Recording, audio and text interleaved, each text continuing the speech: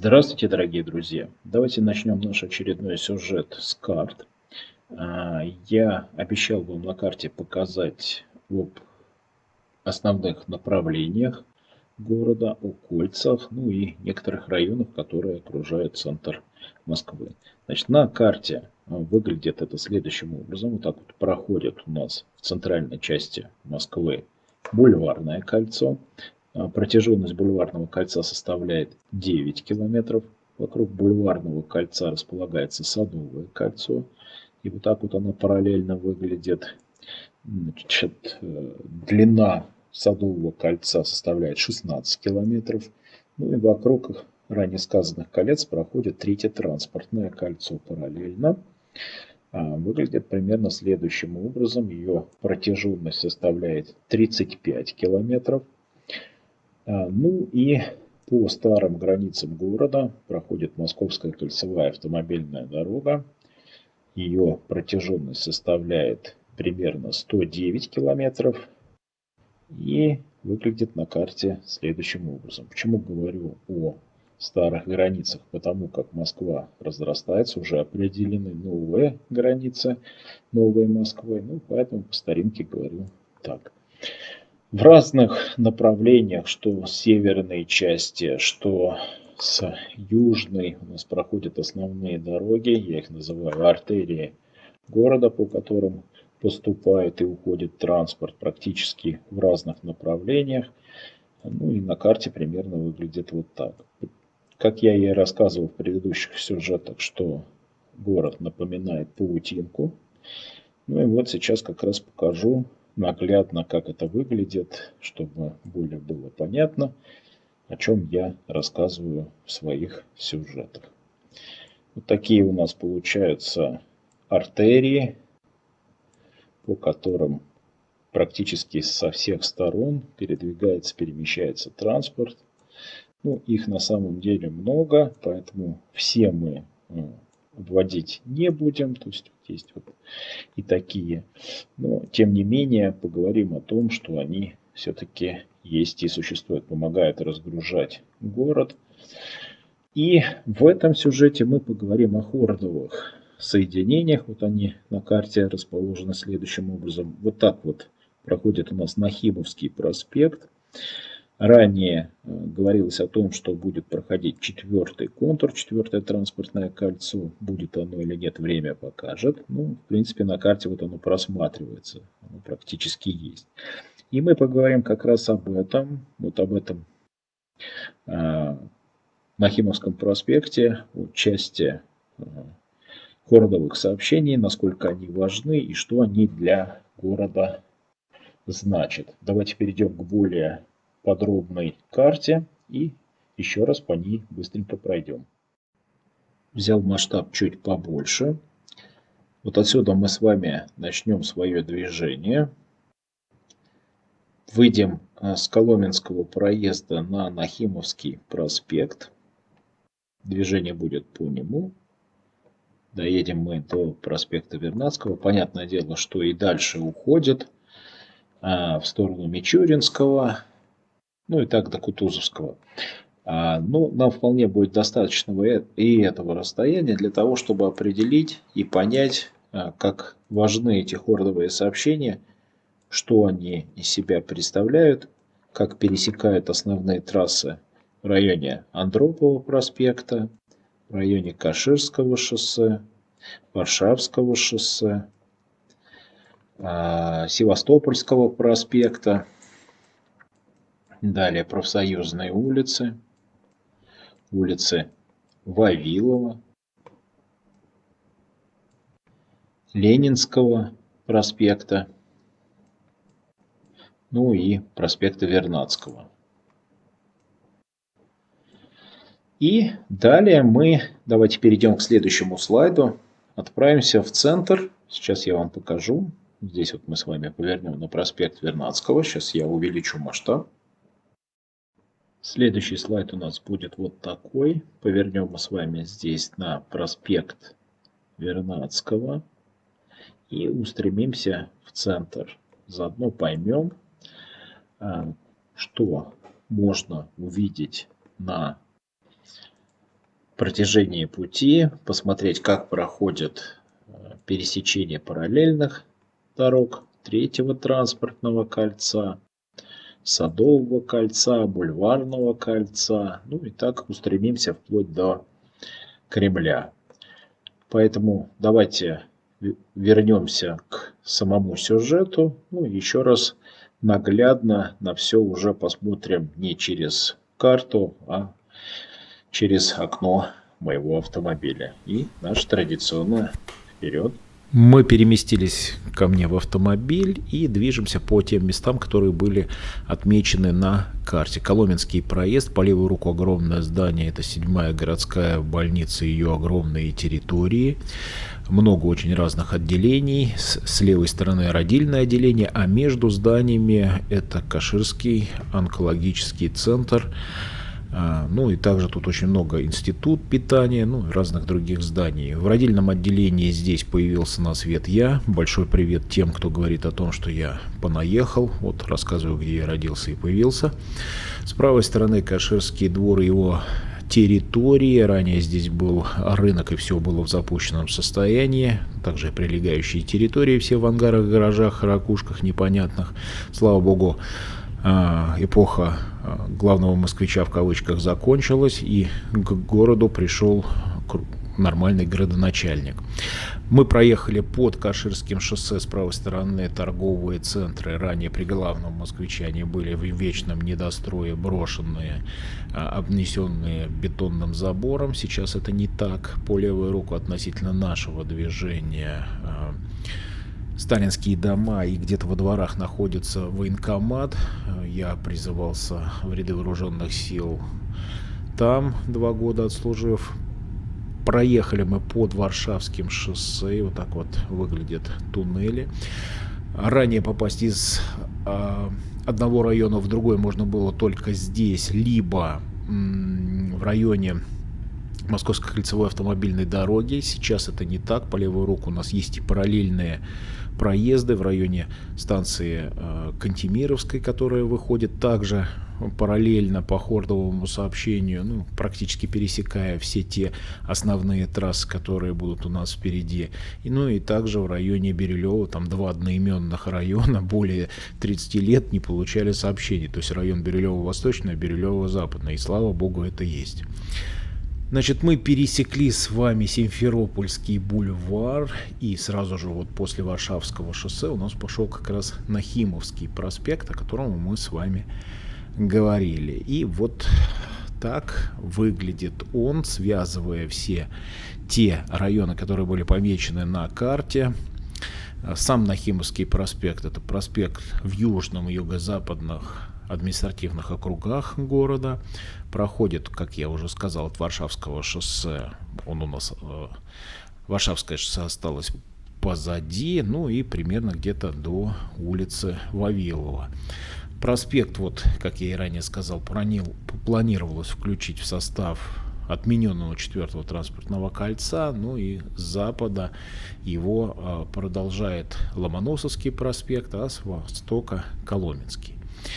Святые места, как я и говорил, что в районе обязательно есть такое место, и это здорово. Ну и Москва как город контрастов, вы видите разные строения. Вообще по левую руку параллельно нашего движения там газпромовских зданий в подобном стиле очень много, красивых, высоких, масштабных. Там вообще все территории практически в районе Черемушек отданы территории Газпрома, целый город. Ну и, конечно же, в каждом районе есть вот такие зеленые полосы. Да, кстати говоря, возвращаясь к проспекту Андропова, который примерно был от городской больницы позади нас, вот что, например, связывает он.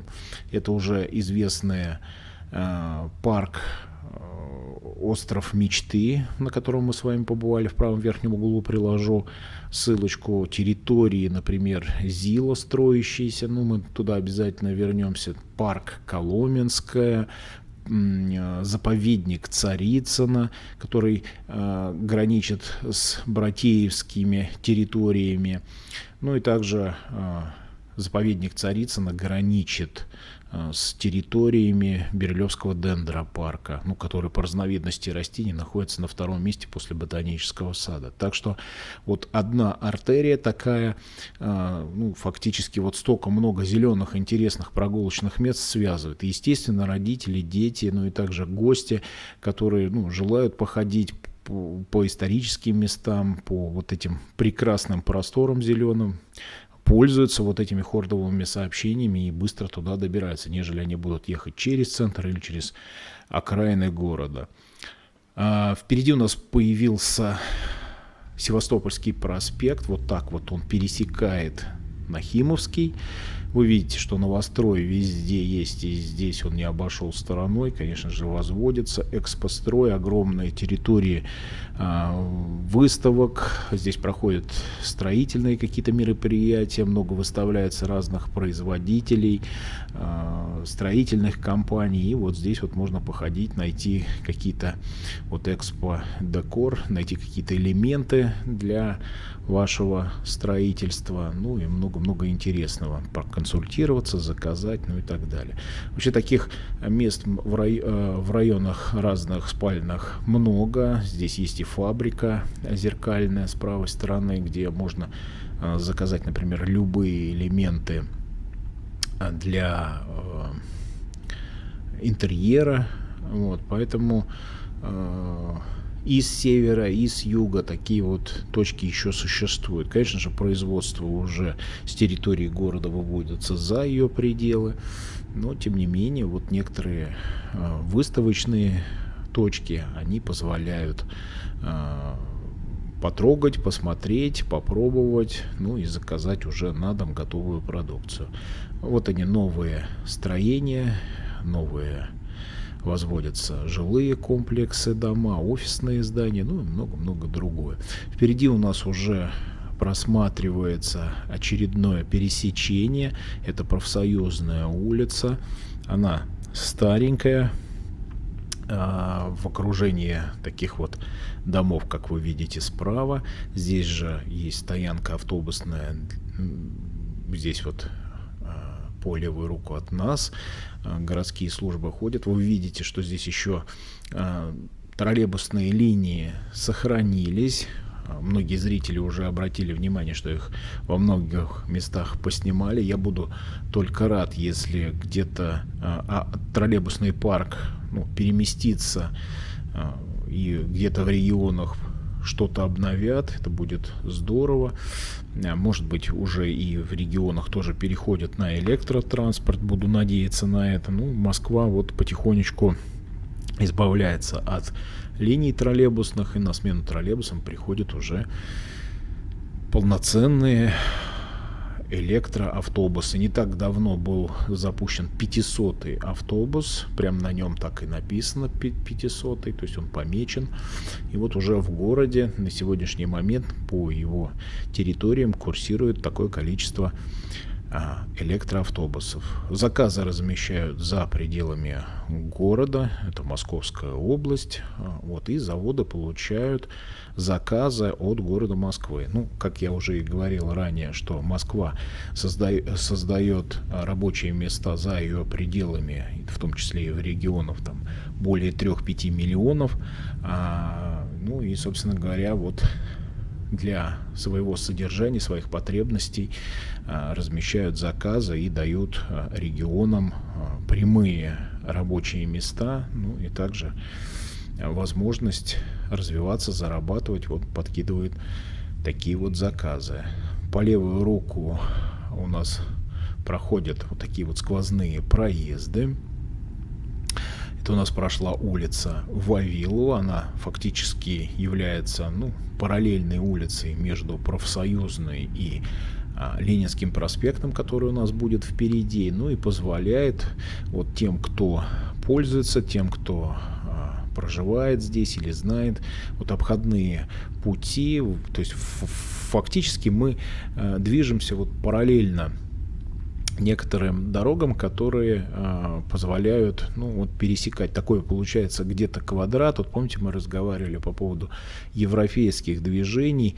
Как здорово, когда можно проехать по квадрату и возвратиться. Вот здесь вот примерно такая же история. Если вы, например, вот в правую сторону мы смотрим с вами, в сторону Ленинского проспекта центра. Если вы, например, проехали, то параллельно есть проезд, и вы можете возвратиться по кругу обратно в это же место, не разворачивая здесь с одной полосы на другую. Вот. Поэтому, собственно говоря, вот хочется, чтобы вот эти вот планировки советского времени, они сохранялись. Обратите внимание, от дома до дома какое расстояние. Есть и дорога, есть и зеленый сектор, который, ну, собственно говоря, нужен и должен быть.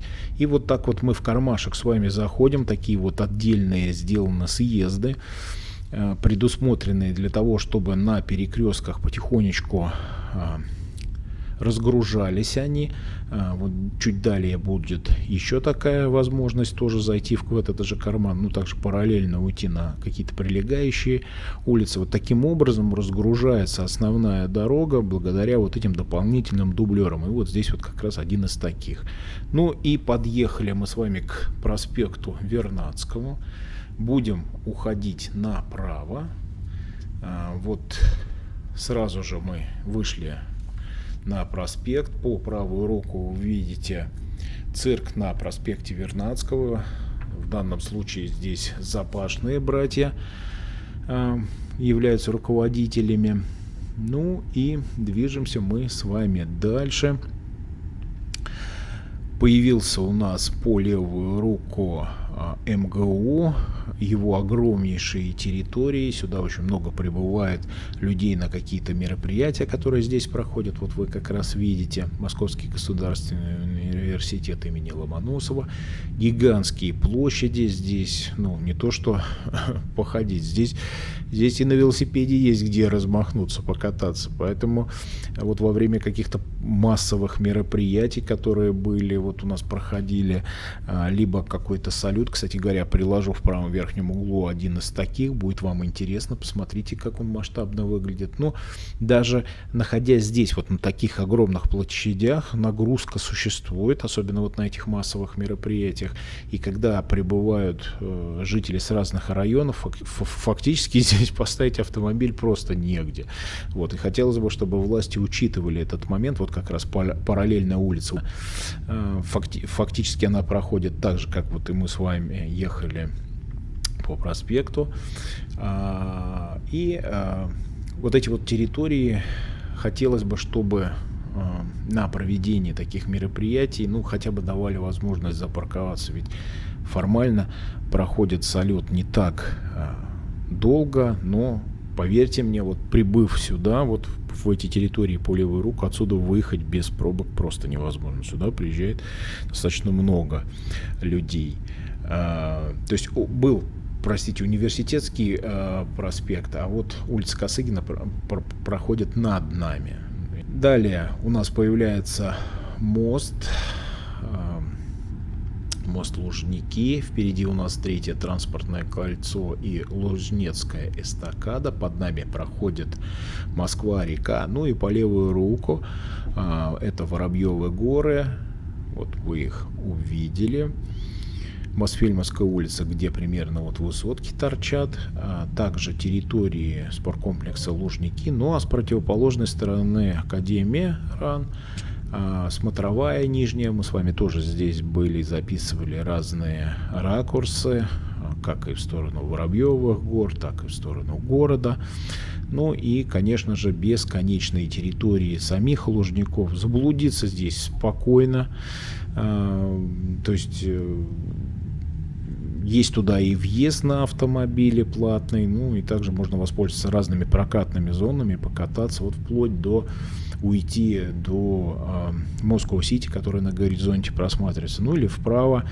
Здесь вот, кстати, Олимпийский оргкомитет, и можно уйти по Фрунзенской набережной, либо со стороны самой Фрунзенской набережной, где Министерство обороны, мы делаем тут очень много с вами проездов, либо с противоположной, то по разным парком. Сейчас я их перечислю. Значит, над нами третье транспортное кольцо и Лужнецкая эстакада. Обратите внимание, нашли мы снова в этой части автомобильчики, известные уже вам. Это тестовые автомобили, беспилотные, помеченные буквой А. Они проходят сейчас тест.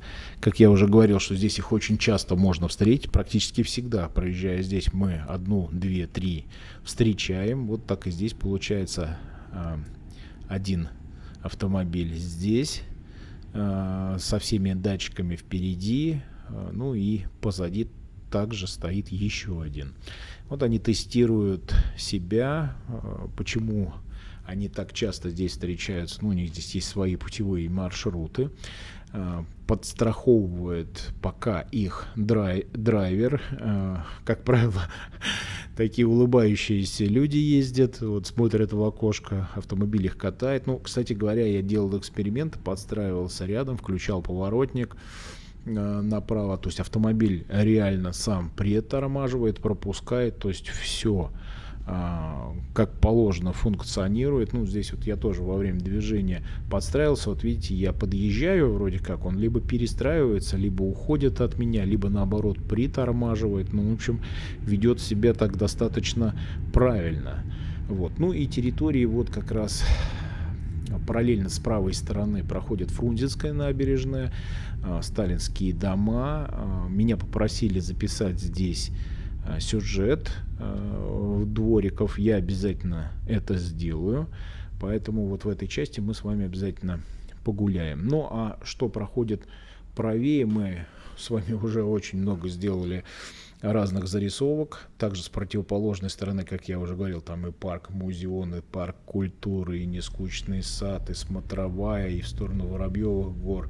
И с этой стороны, пожалуйста, можно и на подъемниках уйти на ту сторону, на эту погулять со стороны там Лужников, уйти дальше туда в сторону Новодевичьего монастыря, Белого дома, Дом правительства и вплоть до Москва-Сити. Вот такие вот маршруты я все время рассказываю и призываю к этим прогулкам, потому как они действительно заслуживают отдельного внимания. То есть можно уйти и пешком, и на автобусе, ну и так далее. И вот обратите внимание, автомобиль подгазовывает, как только с ним равняешься. Вот он ведет себя четко. То есть есть четкое понимание, что не управляет им пилот, а управляет реально робот. И вот они, датчики и сверху, и сбоку, ну и катаются в нем. Драйверы, скажем так, поддерживают, просматривают, там кругом висят компьютеры. То есть, ну, все проходит на высшем уровне. Станция метро. Здесь болельщики выходили толпами. У меня есть, кстати, классный сюжет. Я приложу его в правом верхнем углу. Вы посмотрите, как это было.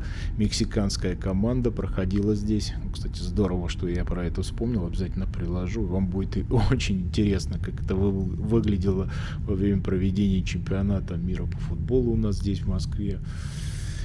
И улицы, дома разного промежутка времени, возведенные что с левой стороны, что с правой стороны. Ну и, конечно же, здесь можно в промежутках, если вы вдруг с Фрунзенской набережной что-то проехали или здесь проехали, можно по кругу также вот квадратом проехать и возвратиться. То есть все это возможно. Впереди у нас появляется поворот, и далее мы будем уходить в сторону Садового кольца, поднимемся мы на эстакаду. Ну а где-то рядышком вот у этой эстакады расположена станция метро Парк культуры, ну примерно где вот эта вот башенка с рекламой. Вот, нам с вами прямо съезды здесь есть, что в одну сторону кольцевой дороги, что в противоположную. Все это предусмотрено. Вот уже показалась станция метро вот здесь, где реклама. А с правой стороны у нас Крымский мост, Москва-река, ну и набережные. Напомню, что виток вокруг Садового кольца, Третьего транспортного кольца, Бульварного кольца мы делали. Очень много разных сюжетов записано в разное время года, суток. Приложу просто скопом ссылку для тех, кто вновь подключился, и перейдя по ней, вы действительно попадете на очень удобную навигацию. Она вам предоставит просто веер разных сюжетов. И вышли мы с вами на улицу Остоженку, которая перейдет в Волхонку. Это одна из дорогих по стоимости недвижимости улиц. Здесь совершенно шикарные дома и фасады. Вот так вот прикольно они выглядят. В общем, здесь нужно отдельно погулять. Здесь очень часто встречаются люди с техникой, с видеотехникой, фототехникой, делают памятные зарисовки. Также вот фотографируют разные стили, какие-то фасады зданий. Ну, в общем, конструктив. Очень достаточно интересная улица, действительно с красивыми зданиями. И, конечно же, мы сюда с вами возвратимся. Я обещаю, сделаю отдельный сюжет, как-нибудь в солнечную погоду. Напомню, что запись сюжета идет в ноябре месяце. Пасмурно. Некоторые говорят о том, что как-то серо, как-то скучно. Время года просто такое. Летом здесь, конечно же, все по-другому. А в ночное время суток, конечно же, город погружается в огни, в освещение.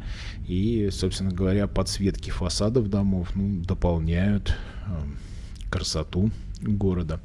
Впереди появились колонны уборочной техники.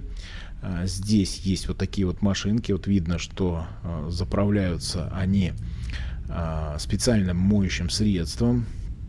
Ходят они по тротуарам, есть щетками, есть вот поливающие, моющие. Отмывают отдельная техника и остановки. Вообще площадь Москвы 2500 квадратных километров. И Москва является одним из ведущих европейских городов по частоте, использованию дорожной техники.